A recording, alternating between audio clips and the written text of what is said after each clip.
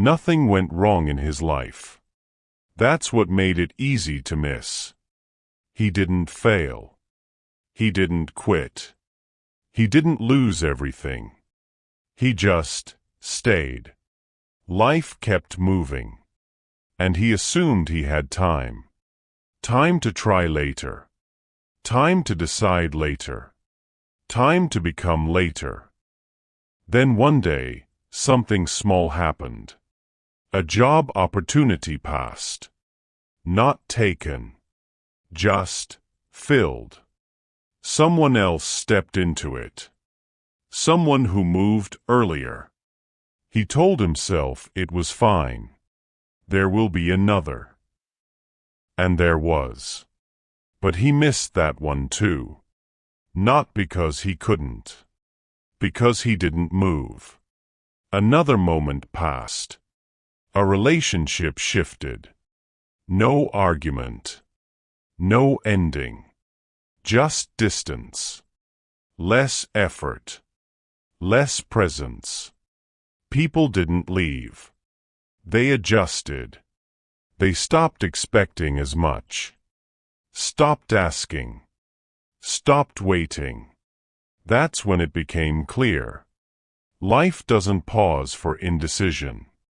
It doesn't warn you. It replaces you quietly. Opportunities don't disappear. They move to someone else. Momentum doesn't wait. It finds motion. And when you don't move, life still does. This is how people fade. Not because they failed, but because they stopped choosing. They kept showing up, but they stopped stepping forward. They stayed available, but not intentional. And slowly, their world got smaller. Fewer options. Fewer paths. Fewer moments that felt like theirs. Not because someone took their freedom, but because they didn't use it. Freedom isn't lost all at once. It leaks. Through hesitation. Through delay. Through waiting for the right time. This audiobook is not about rushing. And it's not about pressure. It's about responsibility. The responsibility to choose while you still can. Because life will keep choosing. With or without you.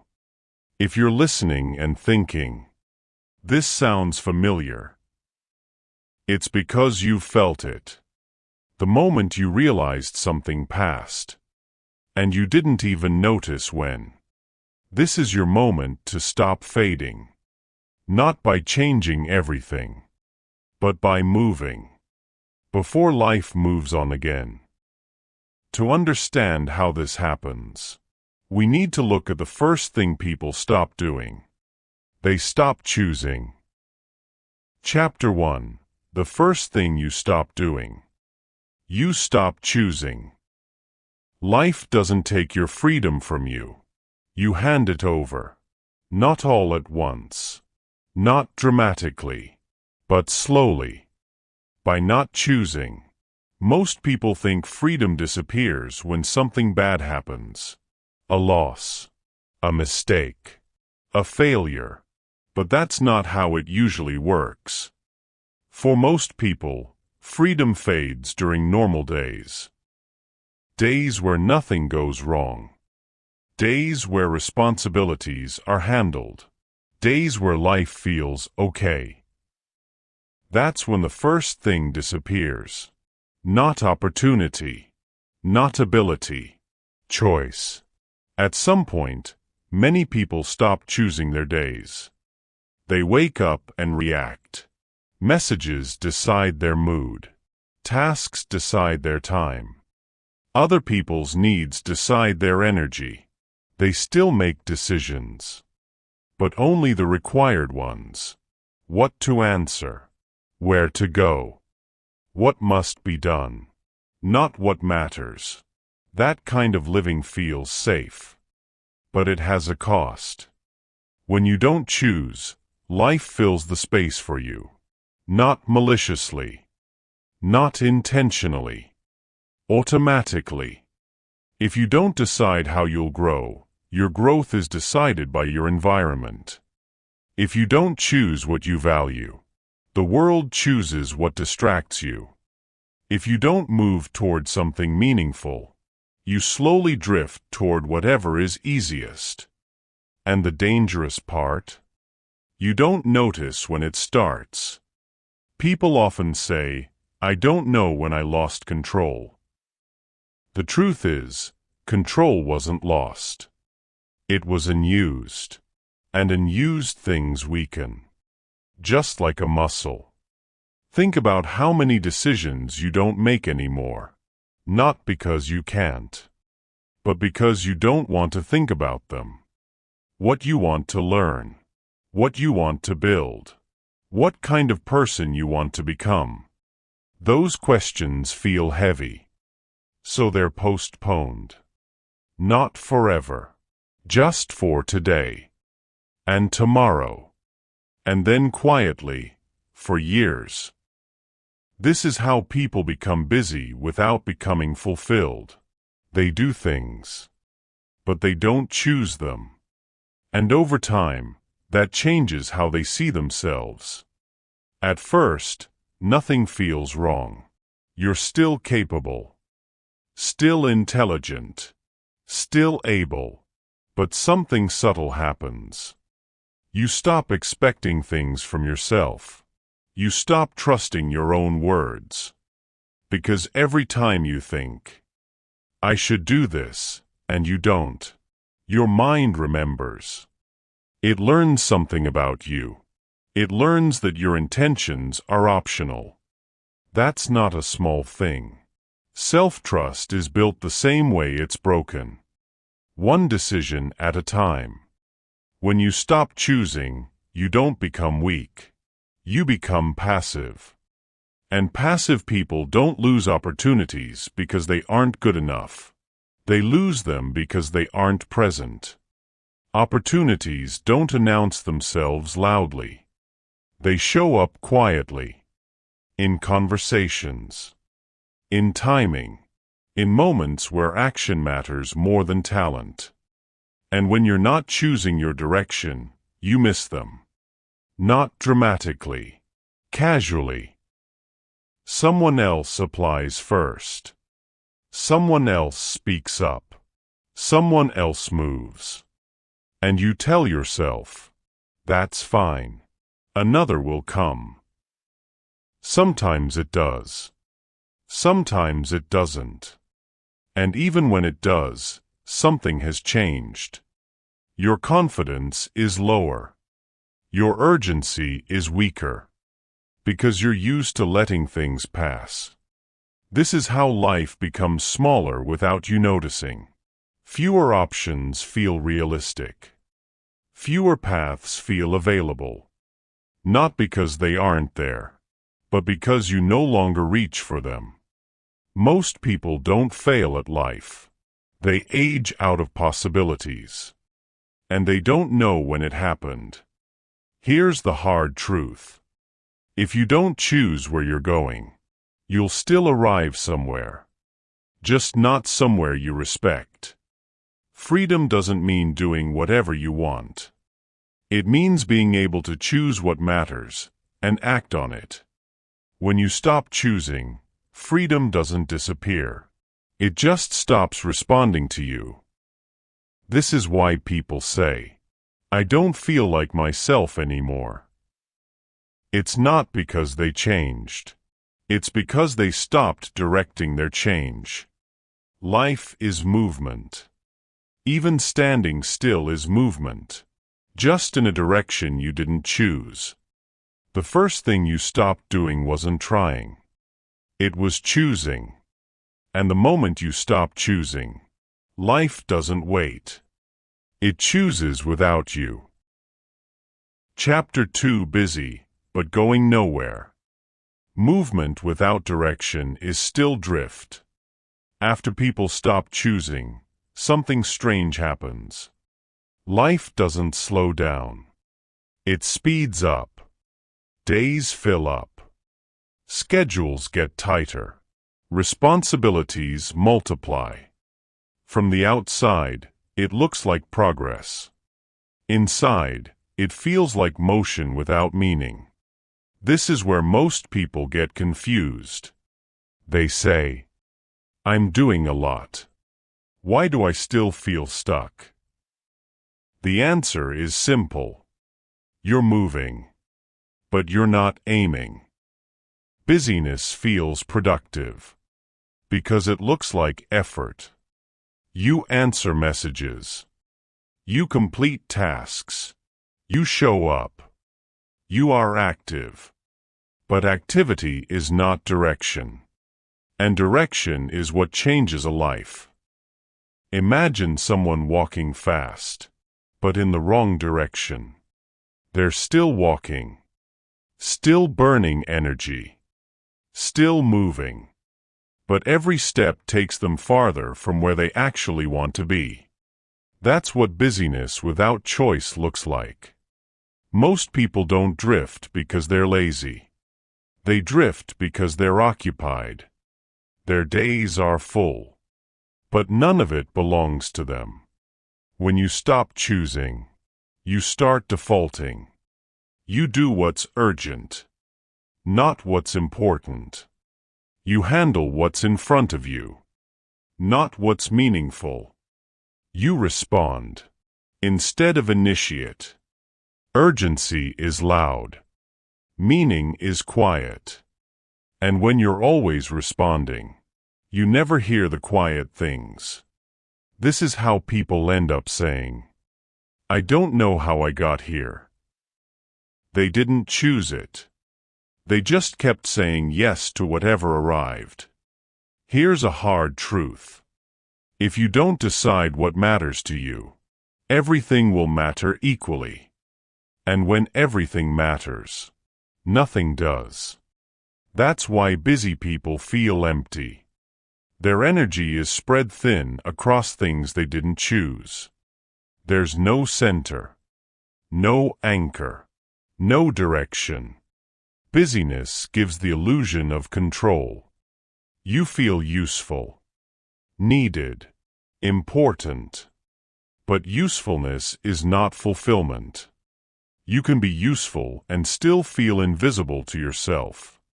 Many people stay busy because slowing down feels dangerous.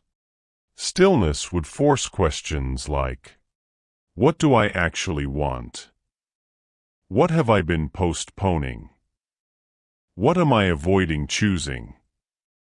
Those questions feel heavy, so they stay busy instead.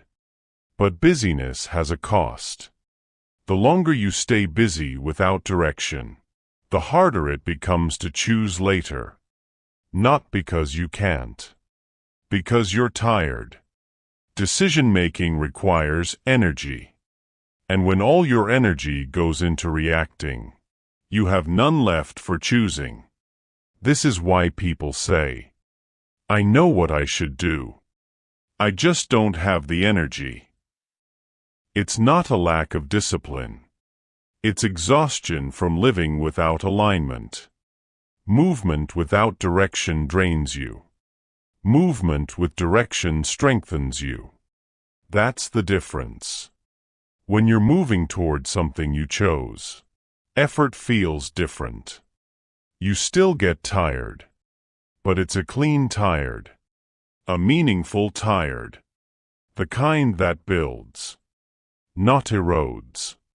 When you're busy without direction, everything feels heavier than it should. Small things irritate you. Simple decisions feel overwhelming. Because none of it connects to something you care about. That's how people disconnect from themselves. Not because life is hard, but because life is scattered. Here's something most people miss. Your life doesn't need more discipline. It needs a direction that discipline can serve. Discipline without direction feels like punishment. Discipline with direction feels like commitment. Same effort. Completely different experience. This is why telling people to work harder fails. They're already working. They just don't know for what. When direction is missing, people chase relief instead of growth. Distractions, noise, comfort, anything that silences the question, is this really my life? And again, nothing dramatic happens. No collapse. No warning. Just years of movement that don't add up. This is the danger zone. Not failure, but motion without intention. The problem isn't that you're inactive. The problem is that your movement is borrowed. Borrowed priorities. Borrowed urgency. Borrowed goals. None of it asks you to become more of yourself. Until one day you realize you've been busy building a life you never chose. That realization hurts. But it also gives something back. Choice. And once you see the pattern, you can interrupt it. You can ask a better question. Not how do I manage my time, but what direction deserves my energy? That question changes everything. Because when direction appears, discipline finally makes sense. Effort becomes focused. Movement becomes meaningful. But first, one truth must be accepted. Being busy is not proof of progress. And slowing down to choose is not laziness. It's responsibility. In the next chapter, we'll talk about the choice you keep postponing. Not the perfect one. Not the final one. Just the one thing you already know matters. But keep delaying. Because choosing one direction is how movement stops being drift and starts becoming a life. Chapter 3. The choice you keep postponing. Why picking one thing changes everything. There is a moment most people recognize, even if they never talk about it. It's the moment you realize you are capable of more than what your life currently shows. Not in a dramatic way. Not in a movie scene way. Just a quiet knowing. You see someone doing work you admire. You hear about a skill someone learned. You remember something you once wanted to try. And something inside you says, I could do that. Not, I want to be famous. Not, I want to be rich. Just, I want to learn something. I want to build something. I want to be good at something. And then, you don't choose it. Not because you don't care, but because choosing feels heavy. A simple story. There was a man. Not special, not dramatic. He worked a regular job, paid his bills, showed up on time. From the outside, his life looked fine. But every few months, the same thought came back. I should learn a skill. Sometimes it was learning design, sometimes coding, sometimes fixing things with his hands, sometimes writing. He never lacked ideas. What he lacked was a decision. He would watch videos, read posts, save tutorials. He knew more about skills than people who were actually practicing them. And every time he thought about starting, the same questions appeared. What if I choose the wrong one? What if I waste time? What if I'm not good at it? So he did what felt safer. He postponed. Next month. After things settle. When I have more time. Months passed. Then years. And nothing terrible happened. That was the danger. Why postponing feels safe. Postponing doesn't hurt. It doesn't embarrass you. It doesn't challenge you. It lets you keep your identity intact. You can still say, I could have done more. The moment you choose something, that sentence dies. Because now you're responsible. Choosing one thing means you stop being potential. You start being in progress. And progress is visible, messy, imperfect. That's why many people stay undecided. Indecision protects the ego, but it quietly destroys self-trust. What really happens when you don't choose? Here's the part people don't explain clearly. Not choosing doesn't keep you neutral. It trains you to avoid commitment. Every time you say, I'll start later, your brain learns one thing. My word doesn't matter. Not in a moral way. In a practical way. You stop trusting yourself. And once self-trust weakens, discipline feels impossible. Because discipline is built on one belief. When I say I'll do something, I will. Without that belief, motivation doesn't help. Inspiration doesn't help. You drift. Back to the story. One day, the man noticed something strange. He wasn't tired. He wasn't depressed. He was bored with himself. Not with life. With himself. He didn't respect his own days anymore. They all looked the same. Same wake up. Same work. Same distractions. And the most uncomfortable thought came. If nothing changes, this will be my life. Not worse. Just smaller. The big misunderstanding. Most people think choosing means choosing forever. That's wrong. You're not choosing a destiny. You're choosing a direction. You don't marry the choice. You walk with it. The mistake is thinking, I must choose perfectly. The truth is, you must choose something. Because momentum matters more than precision. What counts as a real choice? This chapter is not about finding your life purpose, quitting your job today, becoming extraordinary overnight. It's about choosing one thing you will take seriously.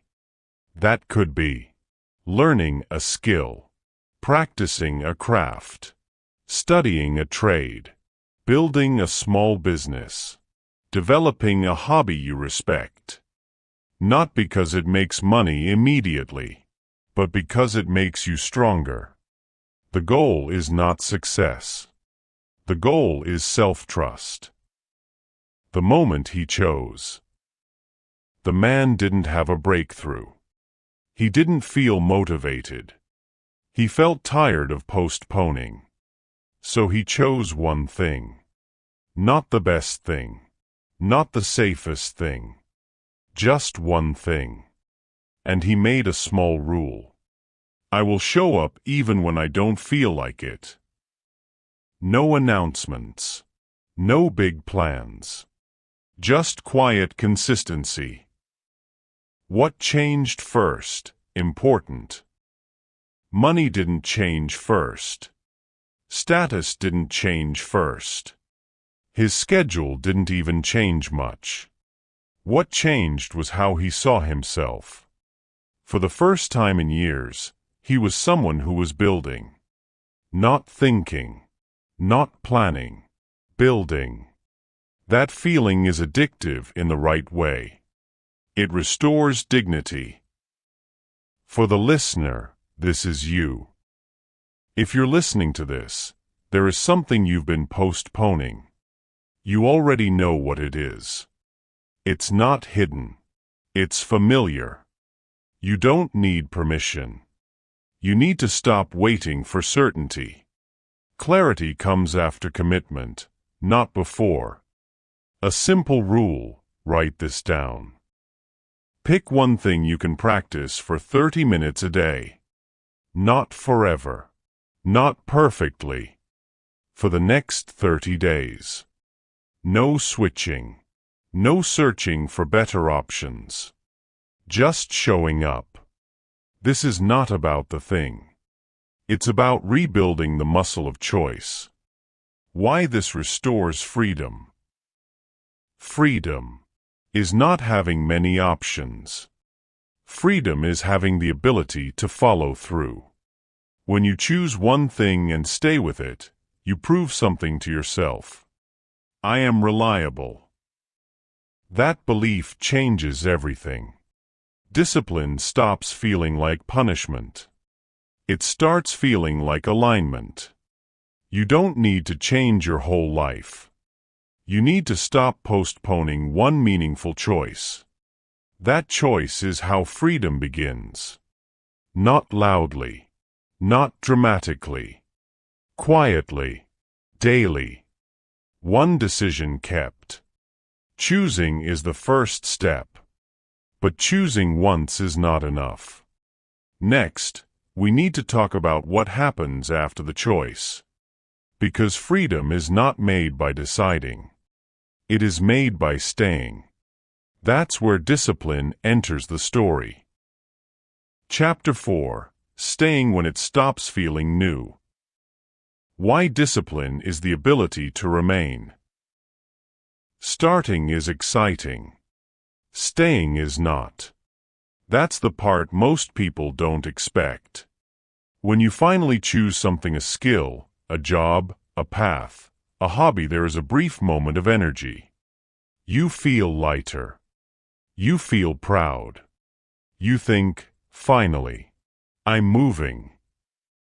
But then something happens. Nothing. No applause. No immediate results. No clear sign you made the right choice. Just repetition.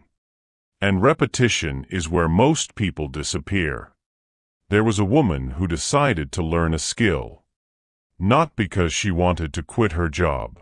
Not because she wanted attention. She wanted something of her own. Something she could respect.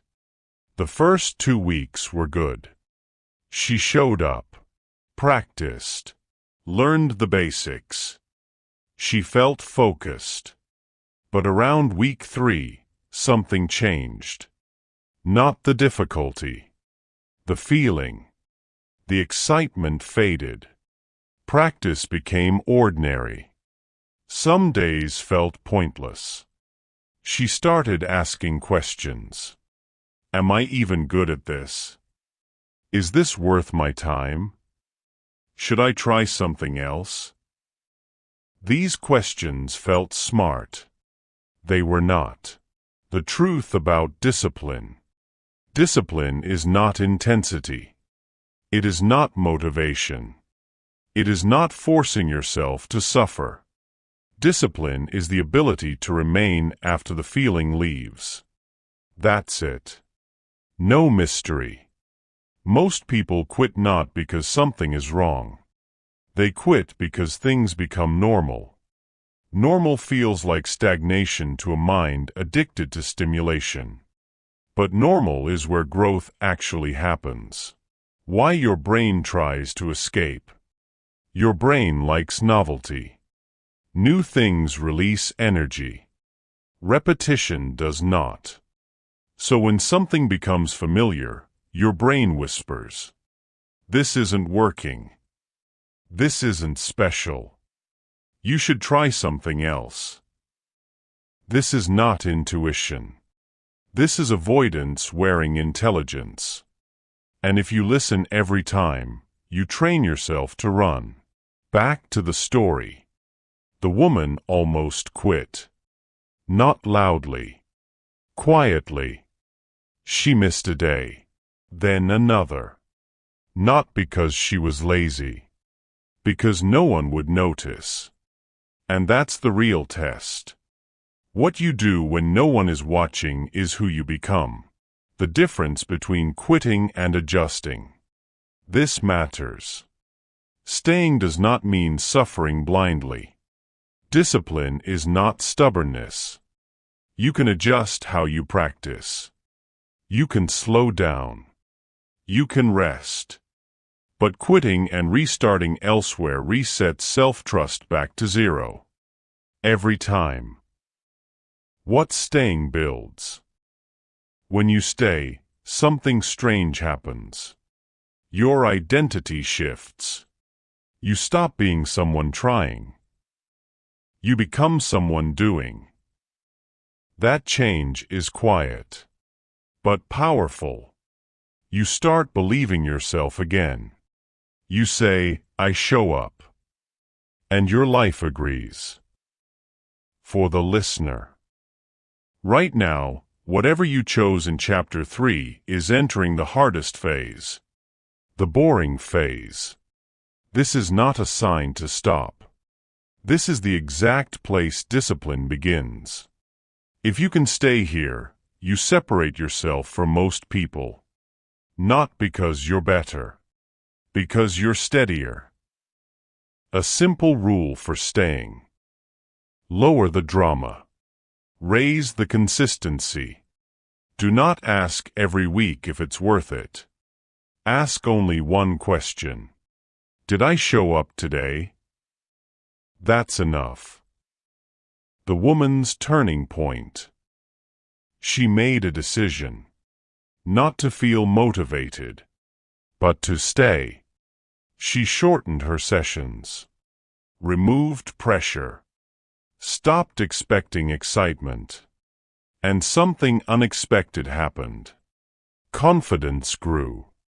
Not because she was amazing. Because she was consistent. What discipline really gives you? Discipline gives you freedom from moods. From overthinking. From constant restarting. It gives you a ground to stand on. A self you can rely on. That's real freedom. Starting proves you care. Staying proves you respect yourself. You don't need more motivation. You need fewer exits. Stay. Even when it's quiet. Choosing and staying are not enough. Next, we need to talk about what pulls you away. Because distraction doesn't shout. It seduces. And freedom requires learning what to ignore. Chapter 5. What pulls you away? Why distraction is the enemy of freedom. Most people don't lose discipline because they quit. They lose it because they get pulled. Pulled into small things. Easy things. Things that don't feel dangerous. Distraction rarely announces itself. It doesn't say, stop building your life. It says, just check this. Just relax for a bit. Just do it later. And because nothing breaks immediately, you don't notice what's happening. There was a young man who had finally chosen something. A skill he wanted to learn. He didn't hate it. He didn't struggle with it. He just couldn't stay with it. Every evening, he sat down to practice. And every evening, something interrupted. A message. A video. A notification. Just 5 minutes, he told himself. 5 became 20. 20 became the night. He didn't feel guilty. That's what made it dangerous.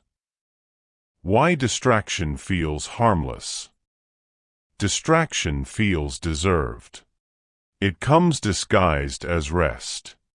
I've worked today. I need to relax.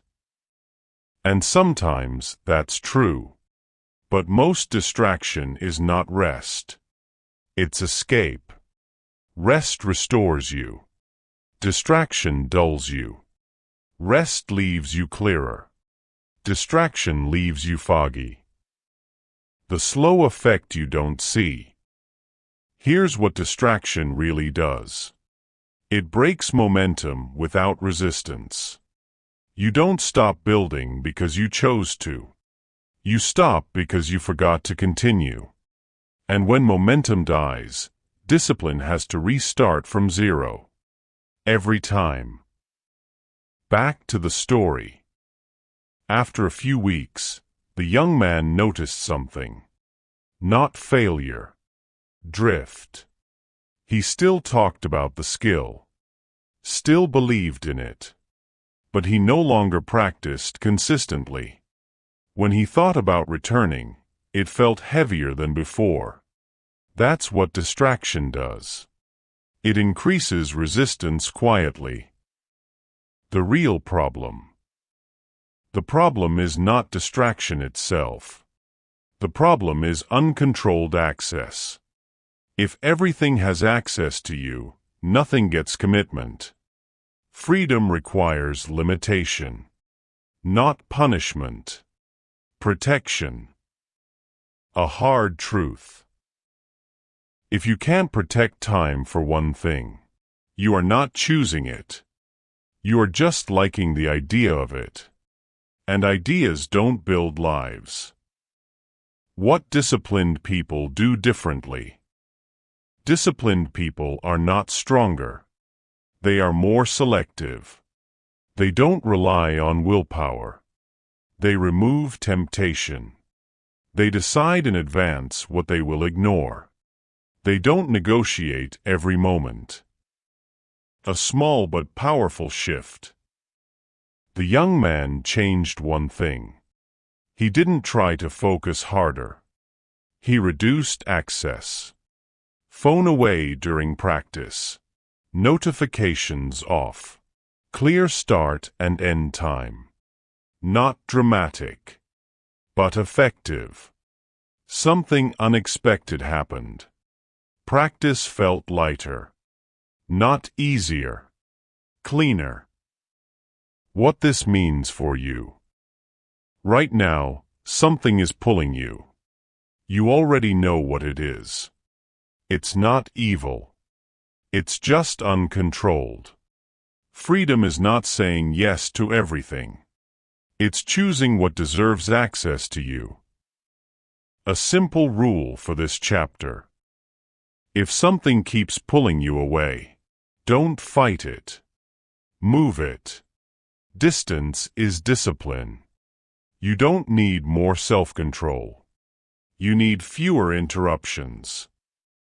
Why this restores freedom. When you protect one block of time daily, you regain authority over yourself. You stop reacting. You start directing. That is freedom in practice. Quiet. Unseen. Powerful. You don't need to eliminate distraction. You need to limit it. Because whatever has unlimited access to you ends up controlling you. Freedom begins the moment you decide what does not deserve your attention. That decision changes everything. Choosing, staying, and protecting your focus are necessary. But they are not enough. Next, we need to talk about what happens inside you. Because even with focus, your mind will resist discipline. And learning how to deal with that resistance is what separates discipline from burnout. Chapter 6. The Voice That Tries to Stop You. Understanding inner resistance without fighting it. After you remove distractions, you expect things to get easier. Sometimes they do. But often, something else appears. A voice. Not loud. Not aggressive. Reasonable. It sounds like you. And it says things like, not today.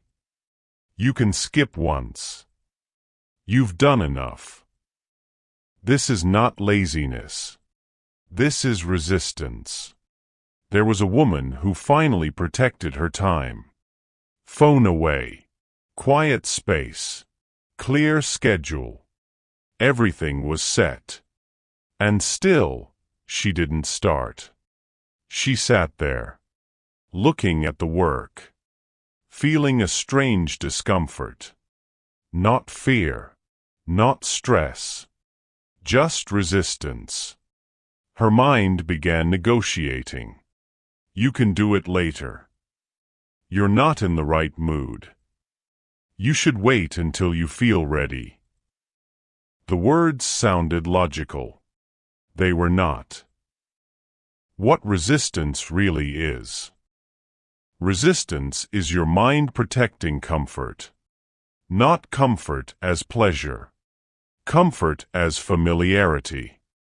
Even if familiarity keeps you small, your mind prefers what it knows. Discipline introduces uncertainty, not danger. Uncertainty.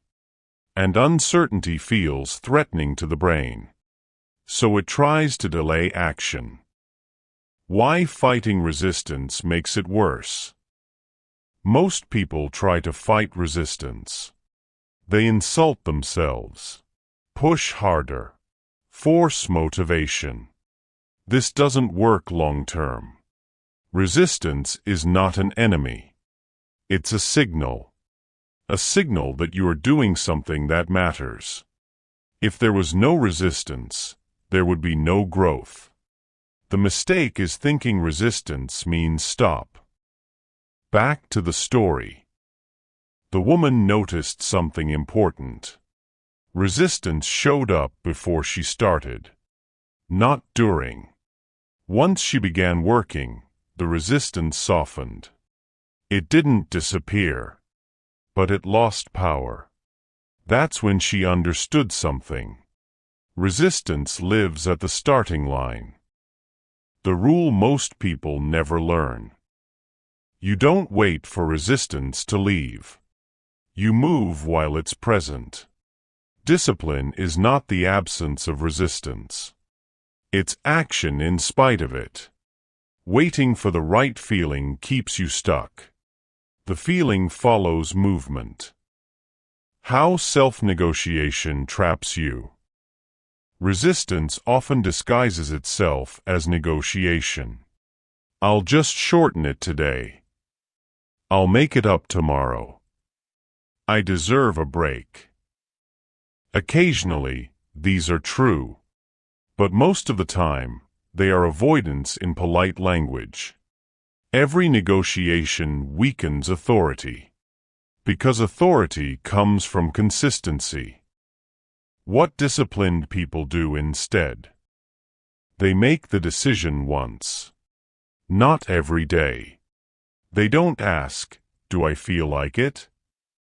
They ask, what did I decide?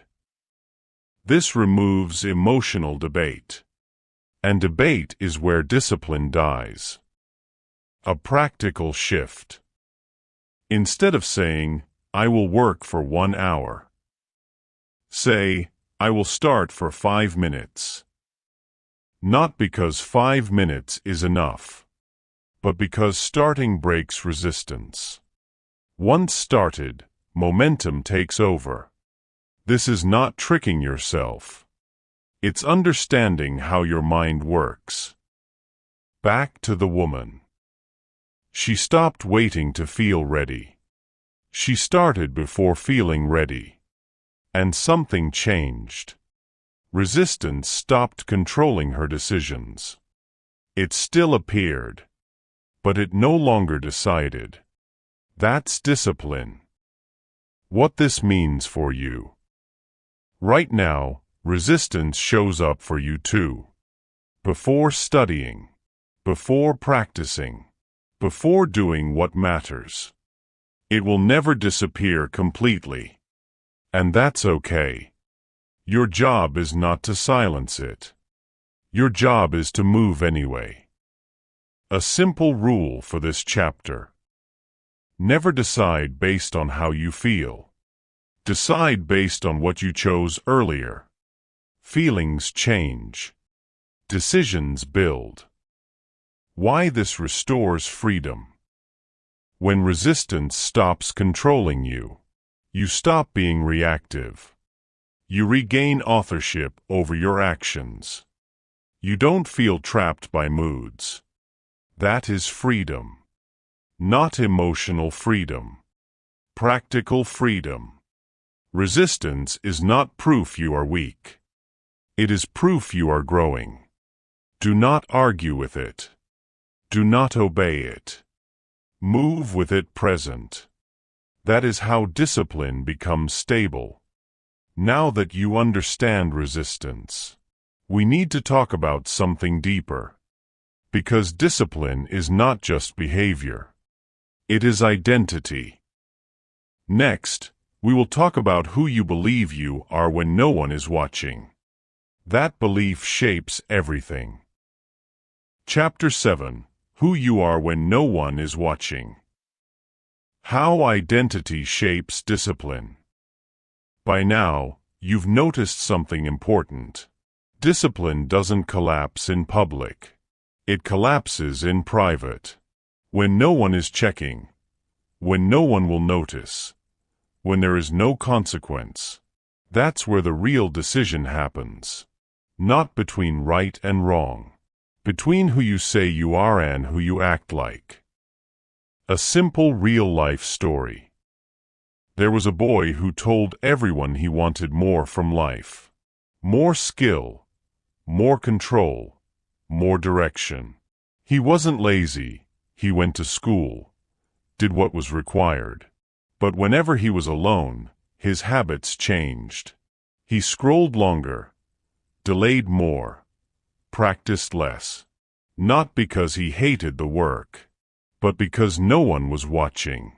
And slowly, without noticing, he began living two lives. The one he talked about and the one he actually lived. Why this split is dangerous.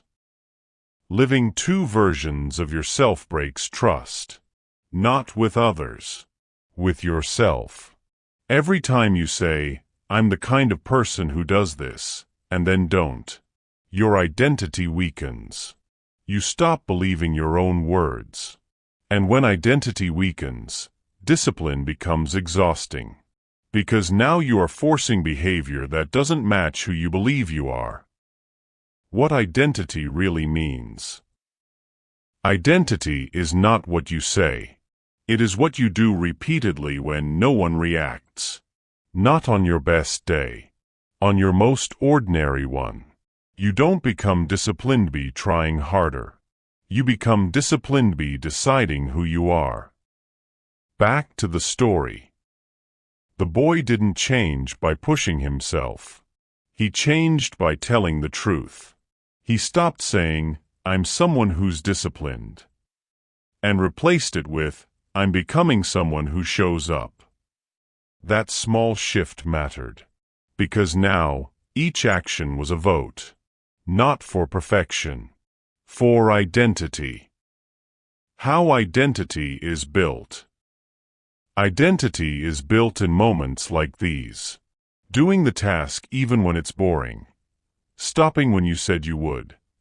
Beginning even when you don't feel ready. No one applauds these moments. But they accumulate. And eventually you stop asking, "Should I do this?" Because it's just what you do now. The big misunderstanding. Most people think identity comes first. It doesn't. Action comes first. Identity follows. You don't wait to feel disciplined. You act, and the feeling catches up later. That's how confidence works too. Not before action. After repetition. Why this creates freedom. When your actions match your identity, you stop negotiating with yourself. There's no inner argument. No debate. You don't ask, "Should I do this?" You already know. That's freedom. Not freedom of options. Freedom from indecision. A simple practice. Choose one sentence. Something small and real. I am someone who practices daily. I am someone who finishes what I start. I am someone who keeps promises to myself. Do not announce it. Do not post it. Prove it quietly. One action at a time. Identity grows in silence. Back to the boy. After a while, something changed. Not his talent. His consistency. He no longer needed reminders. He didn't feel heroic. He felt normal. And that's the goal. When discipline feels normal, it becomes permanent. For the listener, ask yourself this honestly. Who am I when no one is watching? Not who do I want to be. Who am I training myself to become? Because every private choice answers that question. Whether you notice it or not. You don't need a new personality. You need alignment. Between what you say and what you do. That alignment builds self-trust. And self-trust is the foundation of freedom. Without it, discipline feels like force. With it, discipline feels natural. Even with a strong identity, there is one more challenge. Life does not stay calm. Unexpected days arrive. Stress, fatigue, change. Next, we need to talk about how discipline survives disruption. Because freedom is not built only on good days. Chapter 8. When life breaks your routine. How discipline survives bad days. So far, discipline has sounded manageable. Choose something. Stay with it. Remove distractions. Move through resistance. Align your identity. That works. Until life interrupts. And life always interrupts. A bad night of sleep. A stressful day. Unexpected news. A change you didn't plan for. Suddenly, your routine is gone. And most people stop there. A very real scene. There was a man who finally built a rhythm. Same time every day. Same focus. Same effort. Then one week, everything changed. Work became heavier. Family needed more. Energy dropped. He missed one day. Then another. And the thought came quickly. I've lost it.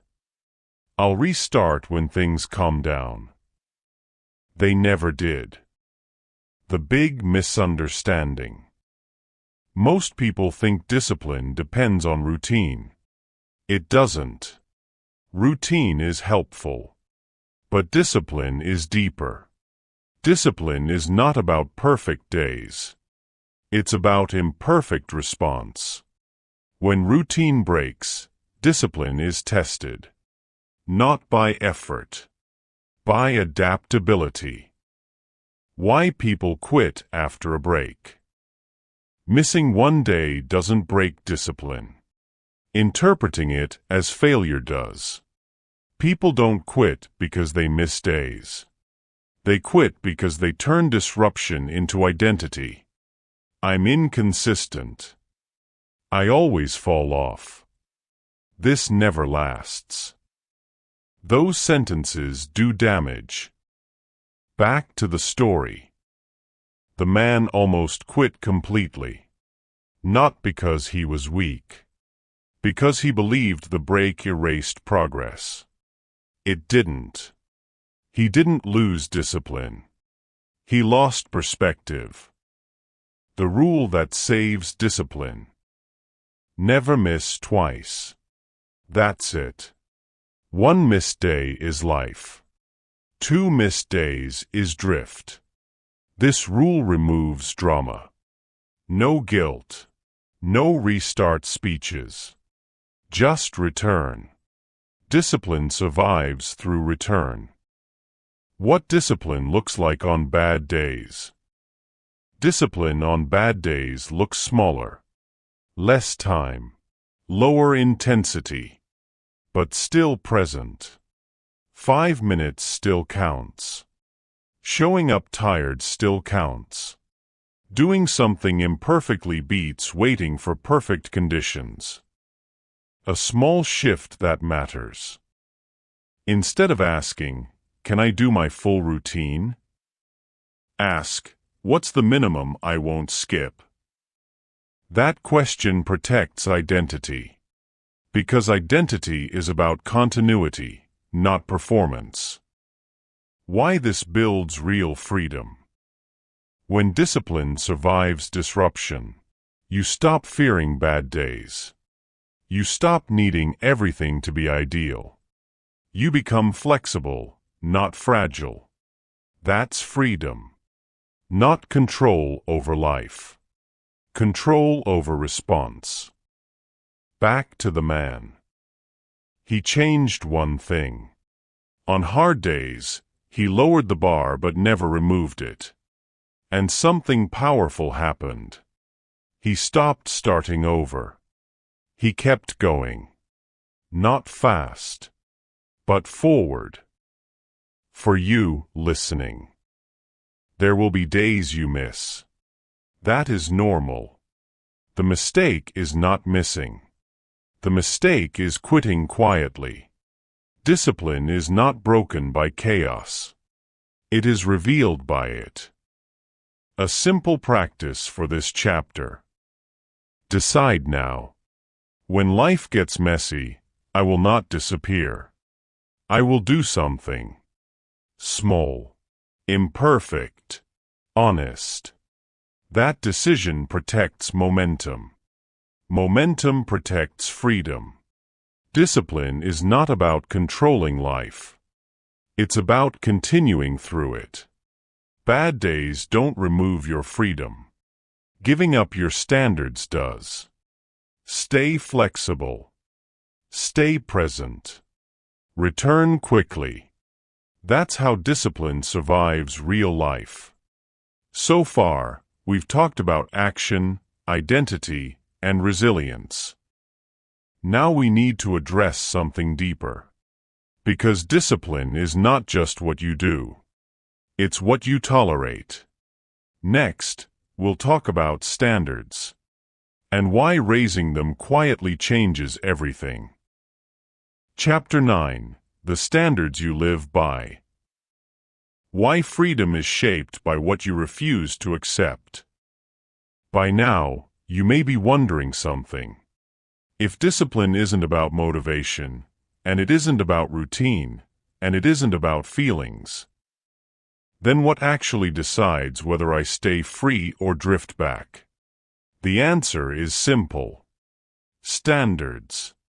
Not the kind you post online. Not the kind you talk about. The kind you live with quietly. What standards really are.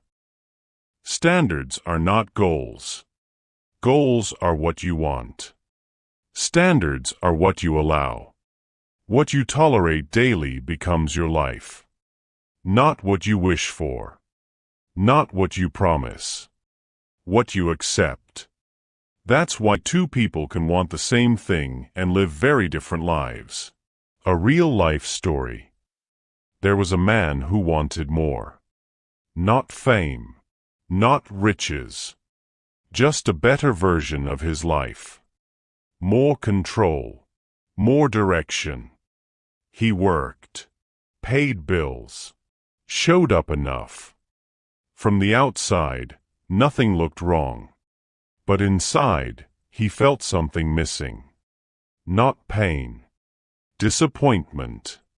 Not because life was hard, but because it felt small. What he didn't see.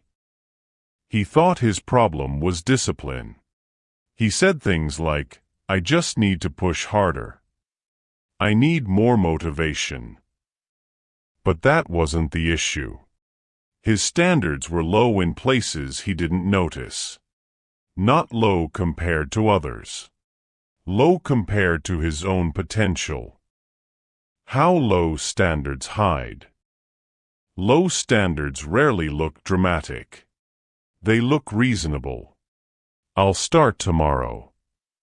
It's been a long day. One more time won't matter. Each decision feels harmless. But standards are built by repetition, not intention.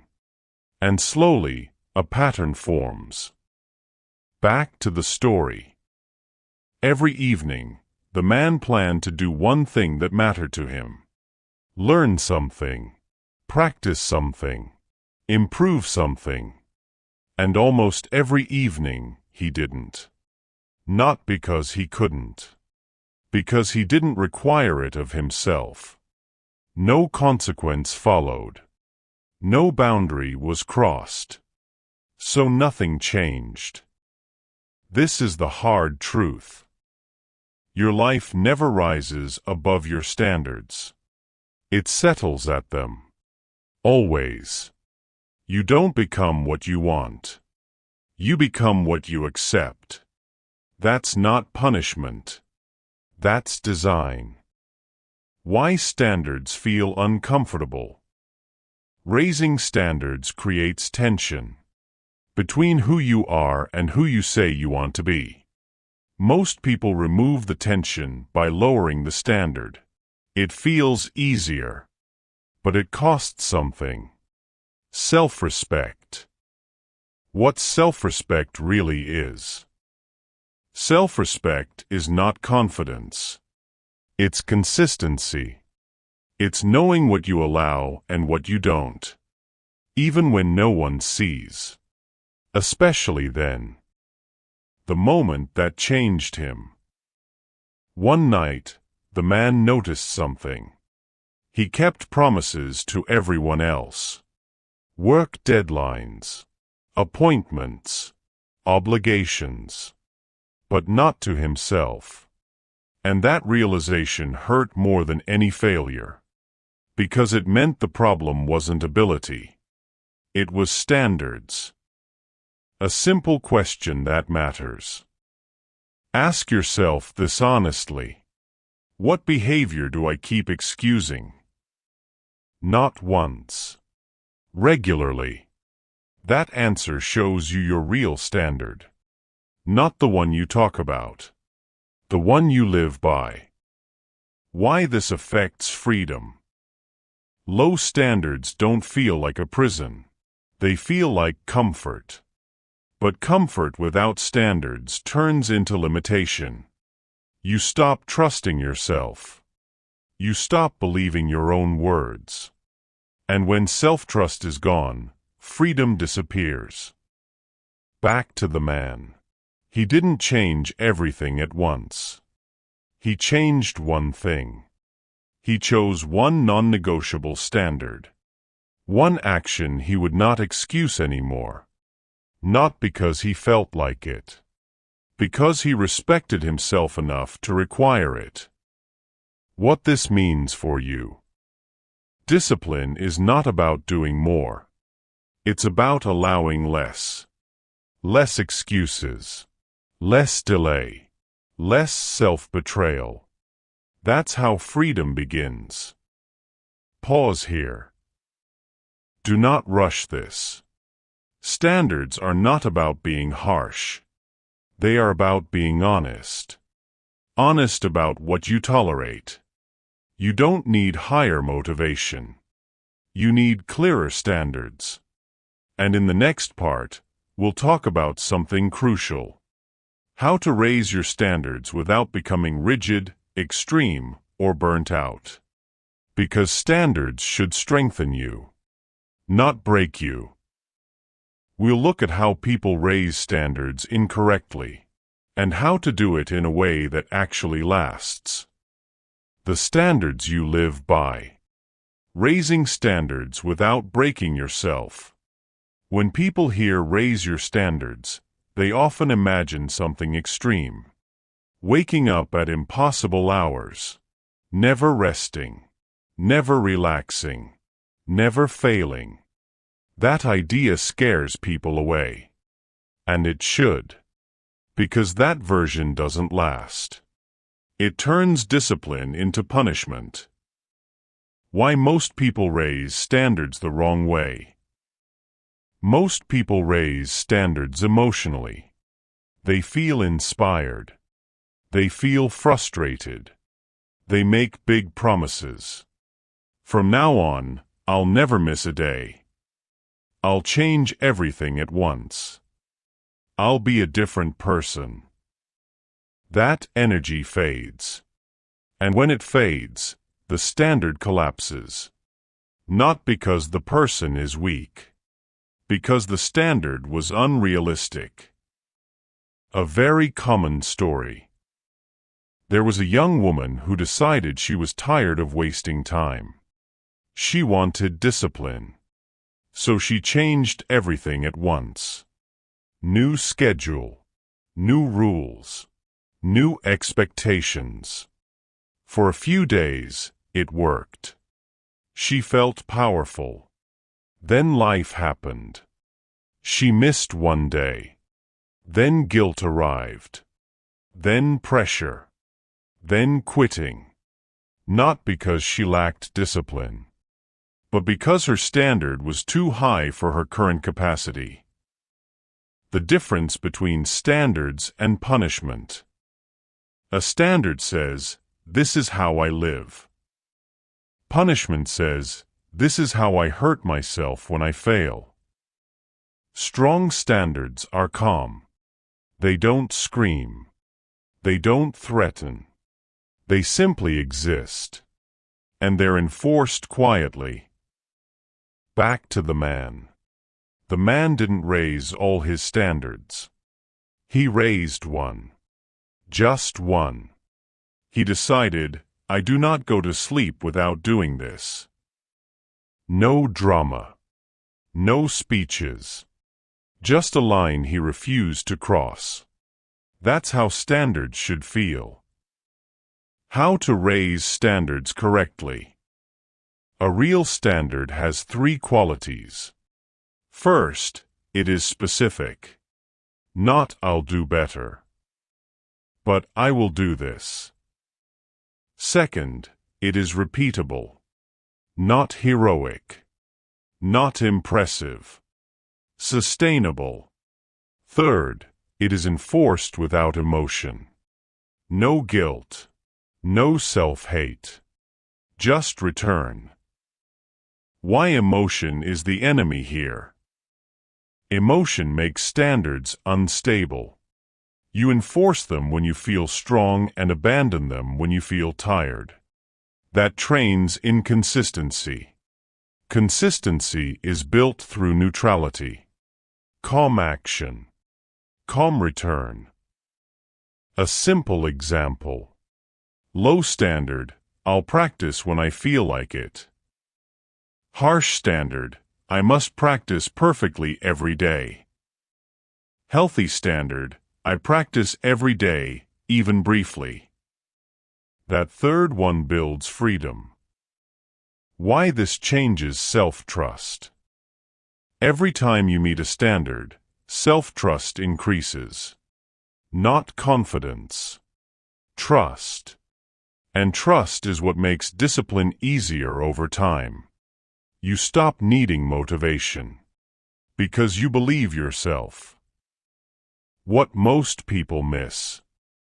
Raising standards doesn't shrink your life. It simplifies it. Fewer decisions. Less negotiation. You already know what's required. That clarity is freedom. For you, listening. If discipline feels heavy, your standards might be unclear. Or unrealistic. Or emotional. Fix the standard. Not yourself. A practice for this part. Choose one area. 1. Decide one behavior you will no longer excuse. Make it small. Make it clear. Enforce it quietly. Standards are not about pressure. They are about protection. Protection of your time, your focus, your self-respect. In the next part, we'll talk about something deeper. What happens when standards become identity, and how that permanently changes who you are. The standards you live by. When standards become who you are, at some point, something changes. You stop thinking about standards as rules you follow. They become how you live. Not because you're forcing yourself, because it feels wrong to do anything else. That's when discipline stops being effort and starts being identity. The final shift most people never reach. Most people live with standards outside themselves. Rules imposed by school, by work, by pressure, by fear. Those standards collapse when the pressure disappears. But internal standards are different. They stay even when no one is watching, because they're tied to self-respect. A simple but powerful story. There was a man who no longer argued with himself. Not because life was easy, because decisions were settled. He didn't ask, "Should I do this today?" He already knew. The standard had decided for him. That didn't make life rigid. It made life lighter. How standards become identity. At first, standards feel external. I'm trying to do better. Then they feel intentional. I choose to live this way. Eventually, they feel natural. This is just who I am. That transition is quiet, but permanent.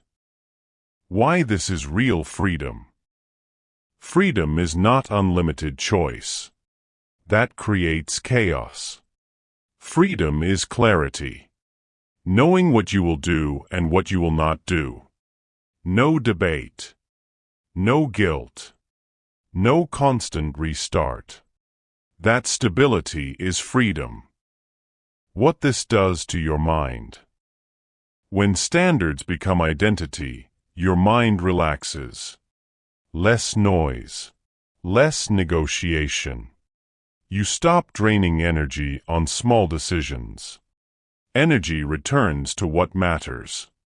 That's why disciplined people often look calm. They are not fighting themselves.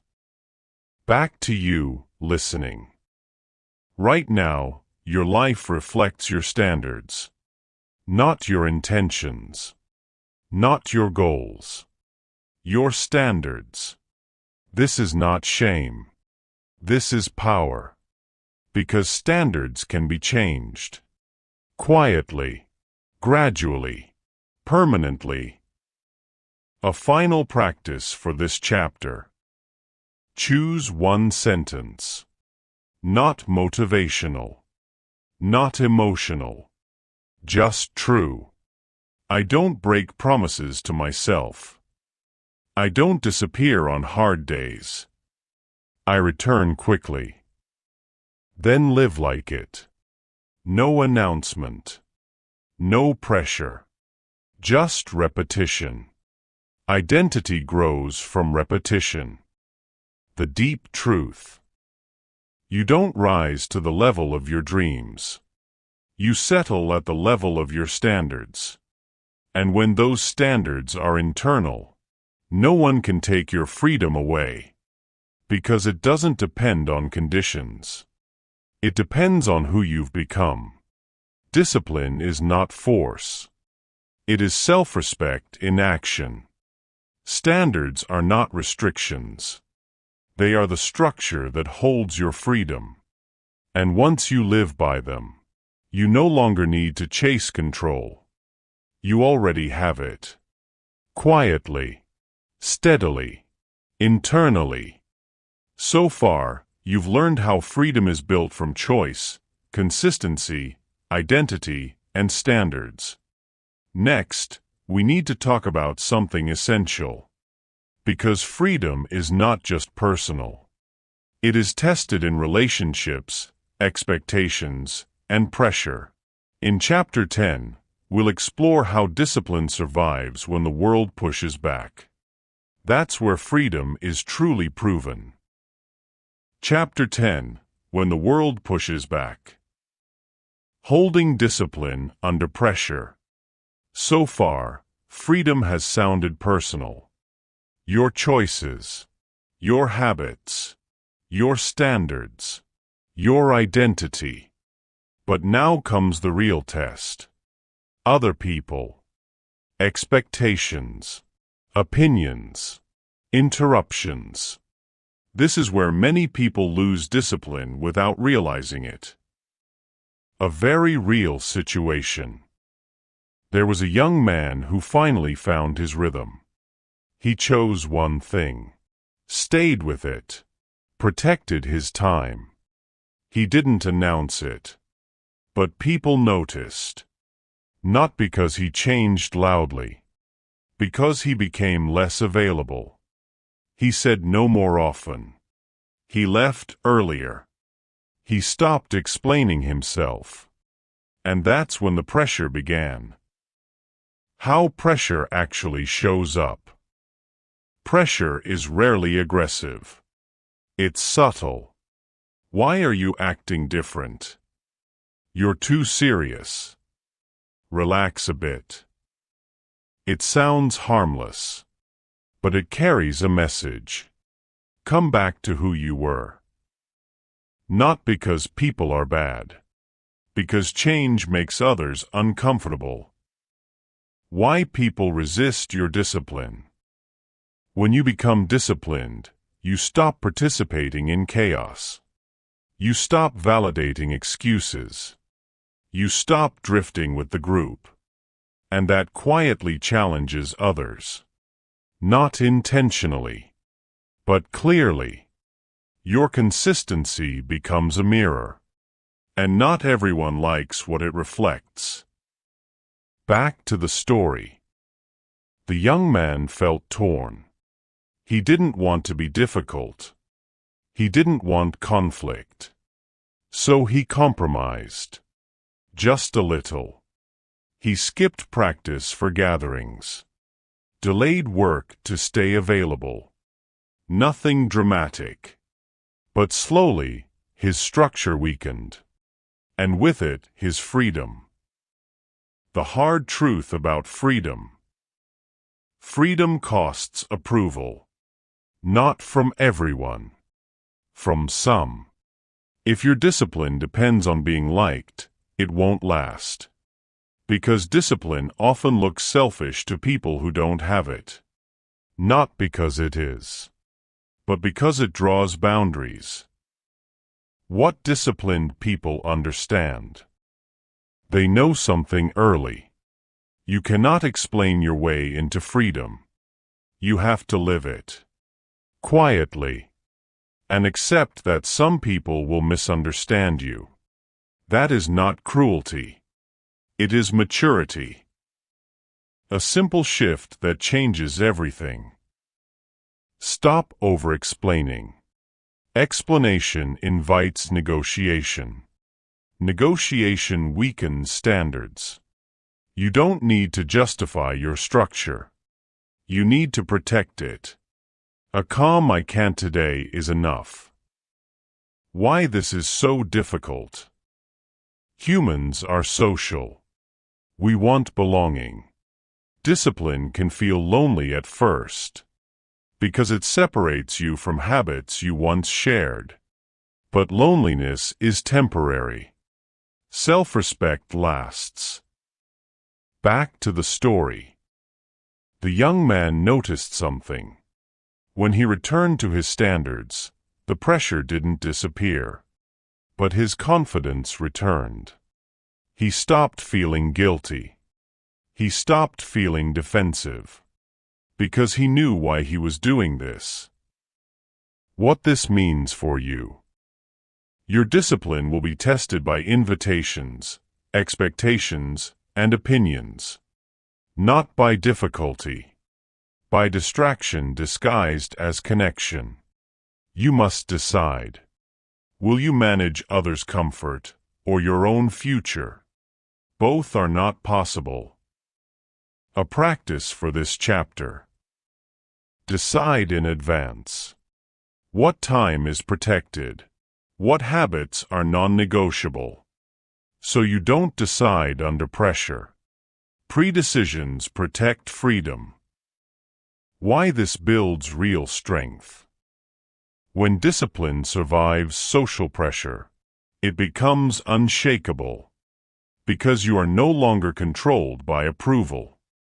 That is adult freedom.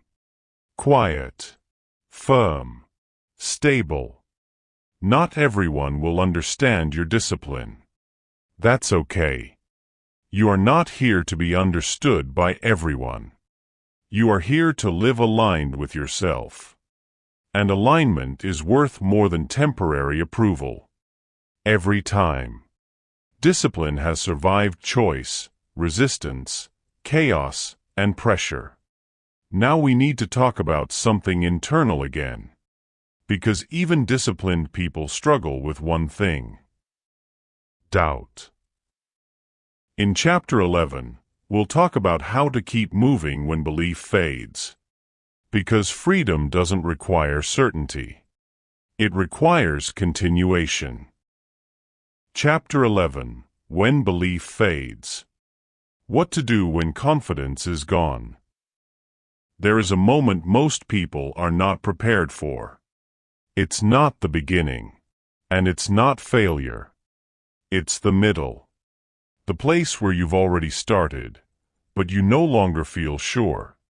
The excitement is gone. The clarity you once had feels distant. And the question appears quietly. Am I even doing the right thing? A very real story. There was a young woman who had finally changed. Not her whole life. Just her direction. She chose one thing. A skill she wanted to learn. Something meaningful to her. At first, everything felt right. She showed up daily. She practiced. She felt proud. Not because she was great at it. Because she was consistent. For the first time in a long time, she trusted herself. Then slowly, something shifted.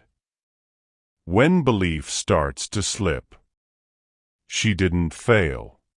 Nothing went wrong. That's what confused her. She just stopped feeling confident. Some days, the work felt heavy. Other days, it felt pointless. She began comparing herself to others. People who seemed faster, better, more natural. And the voice appeared. Maybe this isn't for me. Maybe I'm not good enough. Maybe I should stop. This wasn't fear. It was doubt. Why this moment is dangerous. Most people think discipline ends when motivation fades. It doesn't. It ends when belief fades. When you no longer trust that what you're doing matters. This is where many people quit. Not loudly. Not dramatically. Quietly. They tell themselves, I'm just being realistic. But realism is often fear in disguise. The big misunderstanding about belief. People think belief must come first. I need to believe in myself. I need confidence. I need certainty. That's backwards. Belief is unstable. It rises and falls. If discipline depends on belief, it will collapse eventually. Always. Back to the story. The young woman stopped practicing as much. Not fully. Just enough to avoid disappointment. She told herself she was taking a break. But something else was happening. She was protecting herself from doubt by stepping away. And every day she didn't show up, belief weakened more. That's the cycle most people don't see. Why waiting for confidence fails? Confidence does not lead action. Action leads confidence. Waiting to feel ready keeps you stuck. Because readiness is built, not discovered. The mind wants guarantees. Life does not give them. If you require certainty to continue, you will stop often. And stopping trains doubt. What disciplined people understand? Disciplined people expect belief to fade. They are not surprised by it. They don't panic when doubt appears. They don't interpret it as a sign. They see it as part of the process. Like soreness after exercise. Uncomfortable, but normal. A simple but important truth. Belief is a feeling. Discipline is a decision. Feelings are unreliable. Decisions are stable. If you let feelings decide, your direction will constantly change. That's not freedom. That's drift. Back to the young woman. One evening, she noticed something. On days she practiced, she felt unsure, but grounded. On days she skipped, she felt relieved, but smaller. That contrast mattered. She realized doubt wasn't the enemy. Avoidance was. The moment that matters. Doubt asks a question. Will you continue without reassurance? Most people answer no. They need proof, praise, results. But discipline answers differently. I will continue because I decided to. That answer changes everything. For you, listening. Right now, belief may be fading for you too. About a skill, a path, a goal. You might be waiting to feel confident again. Don't. Confidence is not a requirement. Continuation is. A simple practice for this part. When doubt appears, do not ask, "Do I believe in this?" Ask instead, "What did I decide when I was clear?" Then act based on that answer. Not on how you feel today. Why this builds freedom. When you move without belief, you break dependence on mood. You stop being controlled by emotional weather. That is freedom. Not feeling good all the time, but moving steadily anyway. Belief will come and go. Doubt will appear again. That does not mean you are lost. It means you are in the middle. And the middle is where discipline is proven. Not by confidence. By continuation. We will talk about how to continue without belief. How consistency replaces confidence. And how freedom deepens when you stop needing certainty. That's where discipline becomes unbreakable. Chapter 12. Rest without escape. How disciplined people recover without losing momentum. There comes a moment when discipline starts to feel heavy. Not because you're weak, but because you've been carrying yourself for a long time. This is where many people get confused. They think the answer is to quit, or to disappear, or to take a break that quietly turns into avoidance. But rest is not the same as escape. The difference most people never learn. Escape avoids effort. Rest prepares you for it. Escape pulls you away from your life. Rest returns you to it stronger. They look similar on the outside. Both involve stopping. But inside, they are completely different. A simple story. There was a young man who had been consistent for months. Waking up early, working steadily, keeping his word. Then one week, he felt tired. Not injured, not sick, just tired. Instead of resting with intention, he told himself, I deserve a break. The break became scrolling. Scrolling became late nights. Late nights became missed mornings. Within days, his rhythm was gone. Not because he rested. Because he escaped. Why this matters? Discipline is not about never resting. It's about resting on purpose.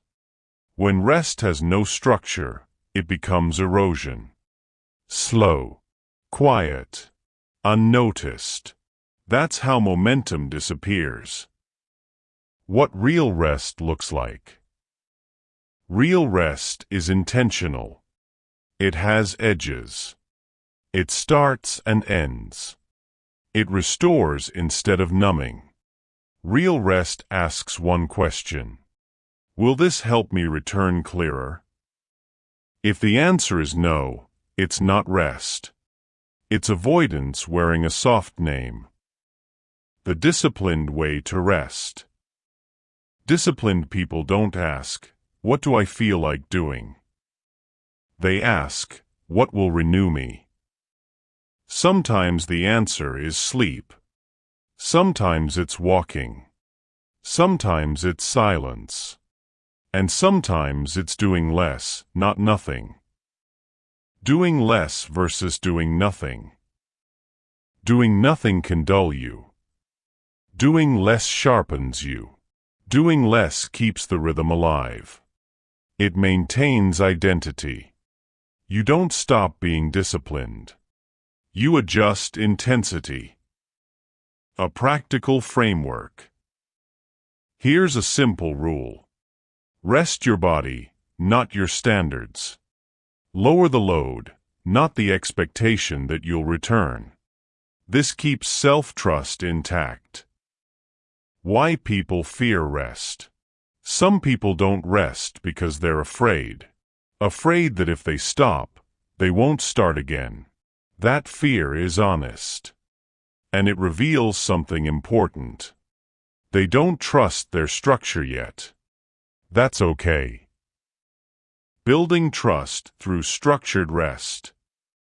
Start small. Rest for a set time. Then return, even lightly. This teaches your nervous system. I pause, but I don't disappear. That belief is powerful. Rest is not a reward. Another mistake people make. They treat rest as something earned only after exhaustion. That leads to burnout. Rest is maintenance. Just like sleep. Just like breathing. What burnout really is. Burnout is not working too hard. It's working without renewal. It's effort without recovery. And recovery is part of discipline. Discipline that lasts. Anyone can push for a while. Only disciplined people know when to ease without collapsing. They listen without obeying weakness. They pause without quitting. A quiet shift. At some point, rest stops feeling like guilt. It feels like respect. You're no longer running from effort. You're preparing for it. A practice for this chapter. This week, plan your rest. Not randomly. Decide, when will I stop? When will I return? Honor both. Why this protects freedom. Without rest, discipline becomes rigid. Without discipline, rest becomes escape. Freedom lives between them. That balance is mastery. You don't need to disappear to recover. You need to renew with intention. Rest is not stepping back from life. It's stepping toward it with clarity. And the person who can rest without losing themselves is the person who can last. So far, discipline has shaped your actions. But now we need to talk about identity. Because eventually, discipline stops being something you do and becomes who you are. In Chapter 13, we'll talk about identity, self-image, and why lasting freedom comes from becoming, not forcing. Chapter 13, Becoming the Kind of Person. Why freedom lasts only when it becomes identity. At the beginning, discipline feels like something you do. You wake up early. You follow rules. You push yourself. It feels external, like you're holding yourself together with effort. That stage is necessary, but it is not where freedom lives. Why most people eventually fall back. Many people start strong. They change habits. They follow routines. They stay consistent. For a while. Then life happens. Stress, disappointment, distraction. And suddenly, everything collapses. Not because they were incapable, but because their discipline never became identity. It was something they were trying to do, not someone they believed they were. The difference that changes everything. When discipline is something you do, it competes with how you feel. When discipline is who you are, it doesn't argue with emotion. It simply acts. This is the quiet shift that makes freedom permanent. A simple, real story. There was a boy who decided to start training every morning. At first, it was hard. Some mornings he felt strong. Other mornings he didn't. On the days he felt motivated, he trained. On the days he didn't, he skipped. One day, someone asked him, "Are you a disciplined person?" He paused. He said, "I'm trying to be." That answer explained everything. What trying really means. Trying means your identity is undecided. You're still negotiating with yourself. You're still waiting to feel like the person you want to be. But identity doesn't come after consistency. Consistency comes after identity. That's the part most people miss. How identity is actually built. Identity is not something you declare once. It's something you vote for daily. Every action is a vote. Every choice says, "This is who I am." When you wake up when you said you would, you vote for being disciplined. When you don't, you vote for something else. Identity is built quietly, without announcements. Why this feels uncomfortable at first. At first, acting like the person you want to be feels fake. You don't feel disciplined yet. You don't feel focused. That's normal. Identity always feels awkward before it feels natural. Just like learning to walk. The moment identity clicks. Something changes when you stop saying, "I'm trying," and start saying, "I'm the kind of person who." I'm the kind of person who finishes what they start. I'm the kind of person who keeps their word. I'm the kind of person who doesn't wait for motivation. That language matters. Because your brain listens. And it adjusts behavior to match identity. Freedom and identity. Freedom is not endless choice. Freedom is alignment. When your actions match who you believe you are, there is no inner conflict. No constant negotiation. No emotional tug-of-war. That inner peace is freedom. Why discipline feels lighter over time. At first, discipline feels heavy. Later, it feels normal. Eventually, it feels obvious. You don't debate brushing your teeth. You don't negotiate basic respect. That's identity at work. Discipline becomes default, and freedom becomes stable. A hard truth, but necessary. You cannot outwork a weak identity. You cannot hustle your way into freedom. If deep down you believe you're inconsistent, your actions will confirm it. Change the identity, and behavior follows. How to shift identity practically. Start with small, non-negotiable standards. Not big goals. Simple ones. I wake up when my alarm rings. I do the task before I check my phone. I stop when I say I will. These actions send a clear message. This is who I am now. Why this takes patience. Identity doesn't change overnight. It stabilizes through repetition. Some days you'll act out of alignment. That doesn't erase the identity. It just means you return. Returning is part of becoming. Back to the boy. The boy changed one sentence. He stopped saying, "I'm trying to train." He started saying, "I'm a person who trains." Nothing dramatic happened that day. But over time, he stopped negotiating. Training became normal. And normal became freedom. What this means for you. Ask yourself one question. Who am I becoming through my daily choices? Not who you want to be. Who your actions are shaping. That answer tells the truth.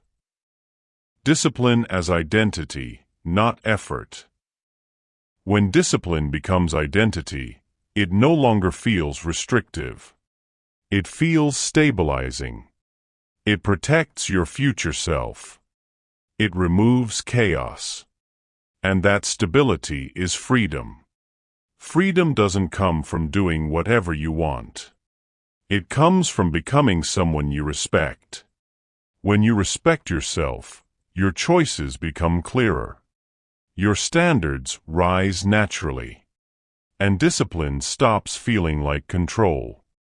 It feels like alignment. Now that discipline has become identity, we need to talk about environment. Because who you become is influenced by what surrounds you. In Chapter 14, we'll talk about people, spaces, habits, and how disciplined individuals design environments that protect their freedom. That's next. Chapter 14, Living Free. What it looks like when discipline becomes natural. At the beginning, freedom felt far away. Like something other people had. Something reserved for those with talent, luck, or perfect circumstances. But now you know better. What freedom actually is. Freedom is not a finish line. It's a way of living. It's waking up without needing to escape the day. It's moving without dragging yourself. It's choosing without constant inner arguments. That's freedom. How discipline changes over time. In the beginning, discipline feels like effort. You push. You remind yourself. You resist.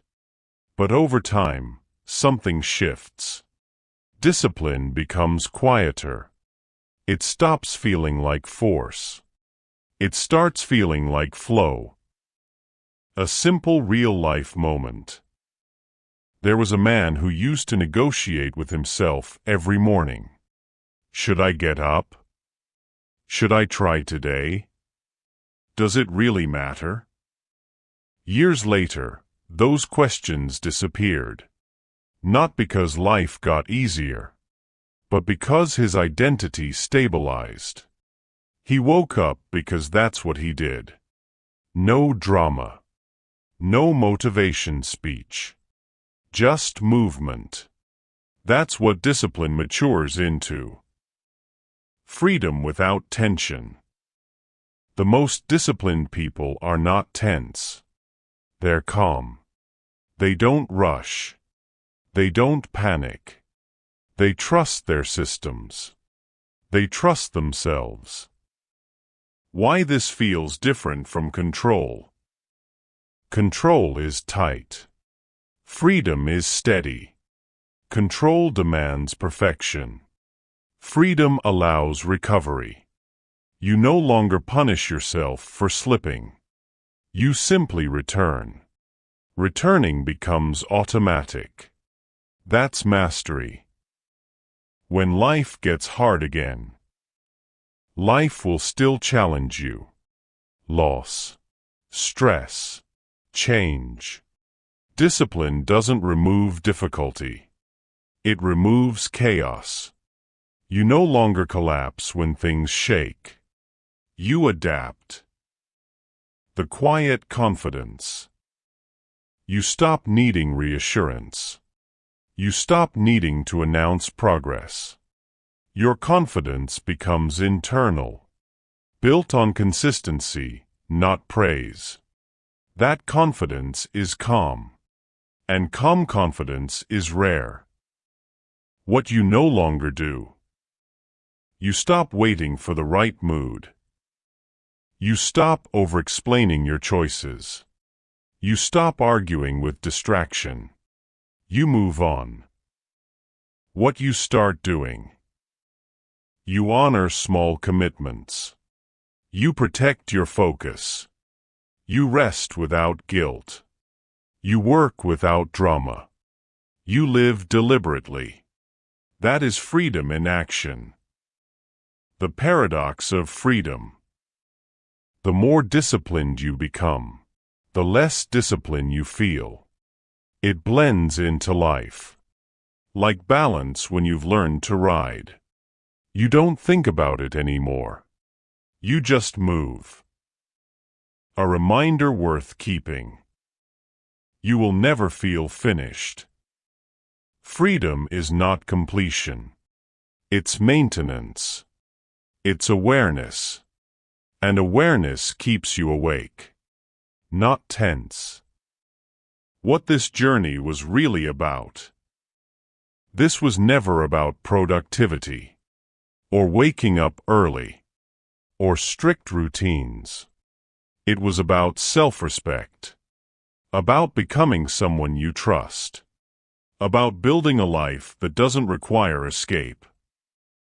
When you forget, and you will. You will forget some days. You will slip. That doesn't erase anything. Freedom is not fragile. It's resilient. You don't start over. You return. Returning is strength. The final truth. Freedom is not loud. It doesn't announce itself. It feels like clarity. Like calm movement. Like quiet ownership of your life. That's what discipline gives you. You are not behind. You are not broken. You are becoming consistent. And consistency changes everything. Not all at once, but permanently. Live awake. Move deliberately. Keep your word to yourself. That is the discipline of freedom. Keep walking. You've reached the end of this audiobook. But this is not an ending. It's a return. A return to yourself. You didn't come here looking for rules. You came looking for clarity. You didn't want pressure. You wanted peace that lasts. And now you know something most people never learn. Freedom is not something you wait for. It's something you practice. Quietly.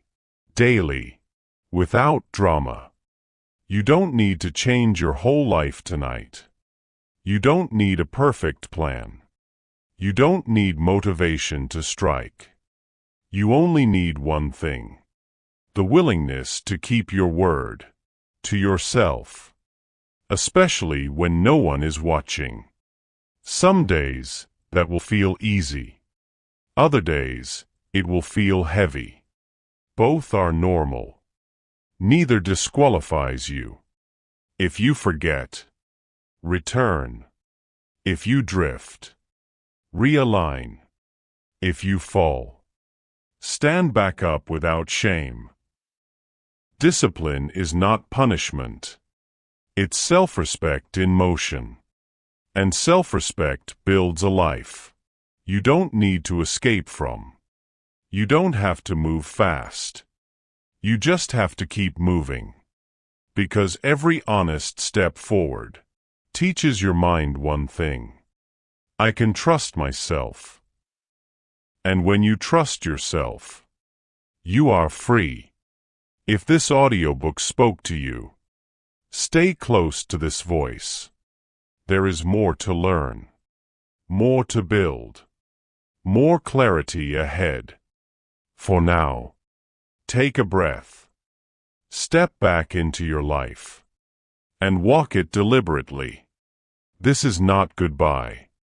It's an invitation to live awake, to move with purpose, and to keep becoming someone you respect. Until the next one, keep walking.